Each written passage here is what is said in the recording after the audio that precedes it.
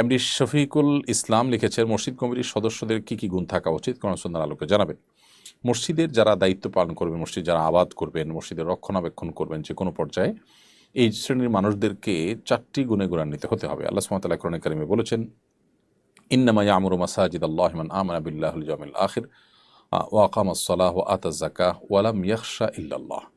আল্লাহর ঘর আবাদ করবে সেই মানুষেরা যারা আল্লাহ এবং আখিরাতে বিশ্বাস করে, সালাত কায়েম করে, যাকাত দেয় এবং আল্লাহ ছাড়া কাউকে পরোয়া না করে।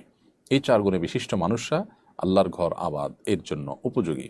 অতএব যারা মসজিদের সাথে, মসজিদের খেদমত, মসজিদের সেবা, মসজিদের কার্যক্রম পরিচালনার সাথে কোনোভাবে জড়িত, তারা অবশ্যই আল্লাহর প্রতি ঈমান আনবেন পরিপূর্ণভাবে, আখিরাতের প্রতি তাদের দৃঢ় বিশ্বাস থাকবে এবং 5 ওয়াক্ত সালাত তারা আদায় করবেন, যাকাত ফরজ হলে যাকাত আদায় করবেন এবং আল্লাহ ছাড়া আর কাউকে পরোয়া করবেন না। শুধু আল্লাহকে ভয় করে চলবেন, আল্লাহর ভয় অন্তরে লালন করবেন। এই গুণগুলো যদি কারোর মধ্যে থাকে, এই 4টি গুণ থাকে, তাহলে সেক্ষেত্রে ইনশা আল্লাহ বিইذনিল্লাহ তিনি এই আল্লাহর ঘরের যে কোনো মসজিদের খেদমতে তিনি নিয়োজিত হতে পারবেন।